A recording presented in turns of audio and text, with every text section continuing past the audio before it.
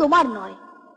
ইংরেজ গরিব মানুষকে পায়ের নিচে রাখতো, আমরা বড় লোকদের মাথায় করে রেখেছি। স্মাগলার কিংবা ডাকাতকে জোর হাতে সভাপতির আসনে আহ্বান করেছি।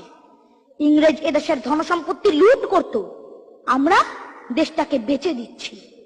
ইংরেজ দিয়েছে চাবুক, লাঠি, গুলি, আমরা দিয়েছি মাস্তান, মাফিয়া, নেতা আর বুলি। ইংরেজ দিয়েছে কালাপানি, সেলুলার জেল, আমরা দিয়েছি টিভিতে সুপারহিট মোকাবিলা আর আইনসভায় আয়রান গয়রামের খেল। 56 বছর আগের এক মধ্যরাত্রে পরাধীন এই দেশ ছেড়ে তুমি চলে গিয়েছিলে। স্বাধীন এক স্বদেশে ফিরে আসার স্বপ্ন নিয়ে তুমি ফিরে আসনি। স্বাধীনতা এসেছে, তার কাঁধের ঝুলি ভরে নিয়ে এসেছে। ভোট নামক রাজস্বযোগ্য, গণতন্ত্র নামক চিরায়ত মাৎসন্যায়, প্রগতি নামক লোক ঠকানো স্ট্যাটিস্টিক্স, সংগতি নামক বিস্ফোরণে চুরমার, ঐতিহ্য নামক মন্দির মসজিদের ঝগড়া, আর সমুদ্র হিমাচল ভরিয়ে দেওয়া ভাষণ, ভাষণ আর ভাষণ। 56 বছর ধরে তুমি পাথর হয়ে আছো। 56 বছর ধরে ভারতবর্ষ অধীর অপেক্ষায় কান পেতে আছে।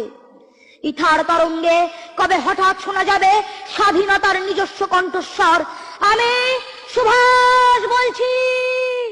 নমস্কার।